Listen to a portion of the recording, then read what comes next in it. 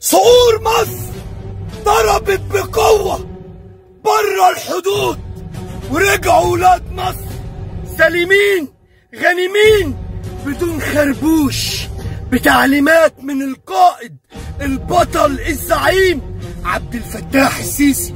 قوات الGIS التابعة لجهاز المخابرات العامة بتقوم بعملية حرفيا نار جهنم على قوات الدعم السريع.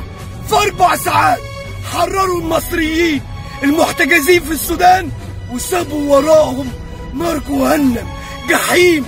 صفوا كل الارترابيين، صفوا كل التربتيين، صفوهم كلهم. ابطال مصر، ابطال مصر على طول بعتوا ولاد مصر بدون خربوش.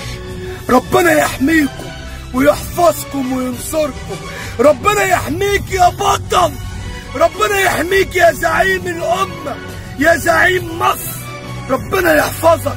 راسنا فوق، افتح ده، راسنا فوق، راسنا في السما يا ريس. اوعى حد يمس شعرة مصري.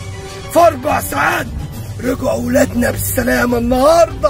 النهارده فطروا مع اولادهم مسافة السكة. القوات الخاصة المصرية تقوم بتنفيذ عملية نوعية، عملية قوية بتعاون مع الجيش السوداني لردع القلب، لردع الدعم السريع. وسابوا وراهم جحيم وخدوا ولادنا بدون خربوش. حمد لله على سلامتكم في أرض الوطن. ارفع راسك فوق، انت مصري والقائد بتاعك زعيم. ربنا يحفظك ويحفظ شعب مصر وجيش مصر وشرطة مصر. راسنا في السما يا ريس.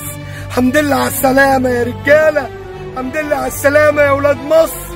راسنا في السما يا ريس. ربنا يحميك، يا رب يحميك، يا رب يحميك وينصرك على من يعاديك. كلنا في ظهرك، كلنا في ظهرك. فرحتنا النهارده قبل الفطار، فرحتونا يا ابطال، فرحتونا رجال قوات العمليات الخاصة. ربنا يحميكم GIS، ربنا يحفظكم، ربنا يحميك يا ريس.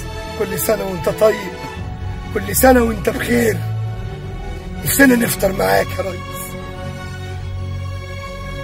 السلام عليكم.